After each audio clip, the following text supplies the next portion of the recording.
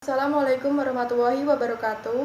Perkenalkan, nama saya Dwi Indah Setianingrum, NIM 2021-20038 dari kelas A, Prodi Ilmu Hukum Universitas Muria Kudus.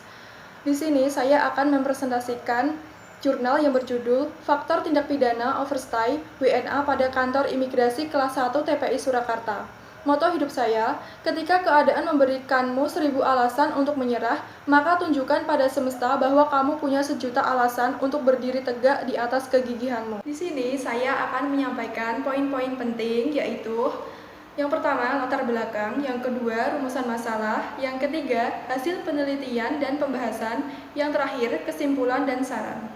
Latar belakang, izin tinggal diterbitkan atau dikeluarkan oleh kantor imigrasi yang merupakan suatu lembaga yang mengatur masalah tentang lalu lintas orang asing ke wilayah negara Republik Indonesia yang dilaksanakan berdasarkan prinsip yang selektif atau selektif policy. Berdasarkan prinsip ini, hanya orang asing yang dapat memberikan manfaat bagi kesejahteraan bangsa dan negara Republik Indonesia serta tidak membahayakan keamanan dan ketertiban juga tidak bermusuhan baik terhadap rakyat maupun negara Republik Indonesia yang berdasarkan pada Pancasila dan Undang-Undang Dasar 1945 yang diizinkan masuk wilayah Indonesia atau dalam Undang-Undang Nomor 9 Tahun 1992. Dalam hal ini tidak terkecuali kantor imigrasi kelas 1 TPI Surakarta yang sepanjang tahun 2019 telah memberikan izin tinggal bagi warga negara asing berupa izin tinggal kunjungan, izin tinggal terbatas, dan izin tinggal tetap. Pelayanan tersebut dilaksanakan oleh seksi izin tinggal dan status keimigrasian. Rumusan masalah dari jurnal ini berdasarkan latar belakang yang sudah dikemukakan di atas adalah faktor penyebab terjadinya penyalahgunaan izin tinggal antara lain disebabkan oleh sponsor atau penjamin, warga negara asing sendiri, dan faktor petugas imigrasi. Hasil penelitian dan pembahasan. Yang pertama, hasil penelitian. Berdasarkan hasil wawancara pada tanggal 3 Juni 2020 dengan Kepala Subseksi Intelijen Keimigrasian Lucky Budi Darmawan yang menerangkan mengenai faktor penyebab terjadinya tindak pidana penyalahgunaan izin tinggal antara lain disebabkan yang pertama oleh penjamin atau sponsor dikarenakan orang asing tidak serta-merta datang sendiri. Biasanya orang asing tersebut dipanggil baik itu oleh perusahaan, keluarga, ataupun sekolah. Kedua, narasumber menjelaskan faktor dari orang asing juga menjadi penyebab terjadinya tindak pidana imigrasi.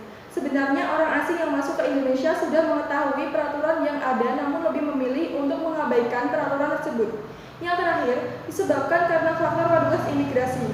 Selain dikarenakan jumlah petugas imigrasi yang terbatas, beberapa oknum petugas yang kurang tegas dan masih acuh terhadap orang asing yang keluar masuk Indonesia mengakibatkan orang asing tersebut akan berani dan leluasa untuk berkeliaran di Indonesia.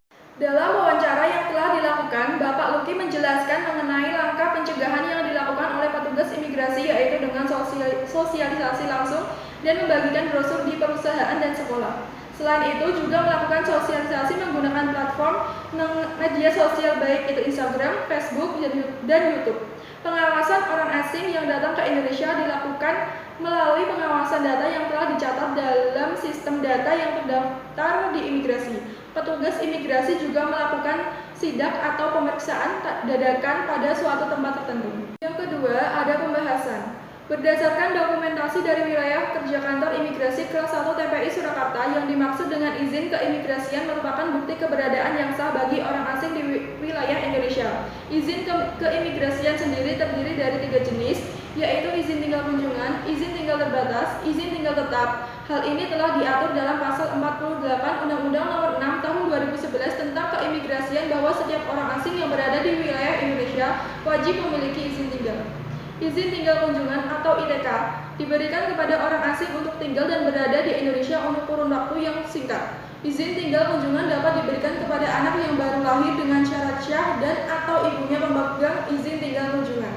Izin tinggal terbatas atau ITAS diberikan kepada orang asing yang tinggal di wilayah Indonesia dalam jangka waktu yang terbatas, yaitu pemegang visa izin tinggal terbatas atau orang asing yang diberikan alih status dari izin tinggal kunjungan, anak yang baru lahir di Indonesia saat ayah dan atau ibunya pemegang izin tinggal terbatas, orang asing yang kawin secara sah dengan warga negara Indonesia.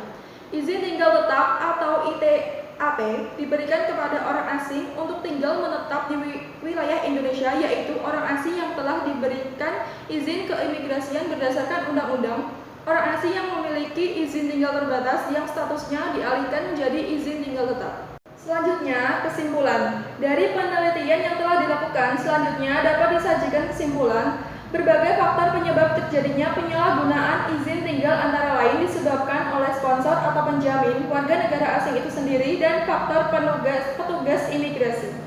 Selanjutnya, saran. Dari analisis tersebut di atas, maka jurnal ini menyampaikan saran sebagai berikut. 1. Ketegasan aparat dalam penegakan sanksi diperlukan untuk mencegah terjadinya penyalahgunaan izin tinggal dengan alternatif tindakan: A. Pencantuman dalam daftar pencegahan atau penangkalan. B. Pembatasan, perubahan, atau pembatalan izin tinggal. C. Larangan untuk berada di satu atau beberapa tempat tertentu di wilayah Indonesia. D. Keharusan untuk bertempat tinggal di suatu tempat tertentu di wilayah Indonesia. E. Pengenaan biaya beban atau F. Deportasi dari wilayah Indonesia atau tindakan paksa mengeluarkan orang asing dari wilayah Indonesia. Yang kedua, penerapan hukuman secara tegas terkait pasal 63 Undang-Undang Nomor 6 Tahun 2011 yang adil untuk mengurangi penyalahgunaan izin tinggal. Sekian presentasi yang dapat saya sampaikan. Apabila ada kata yang kurang berkenan, baik disengaja maupun tidak, mohon dimaafkan. Akhir kata, wassalamualaikum warahmatullahi wabarakatuh.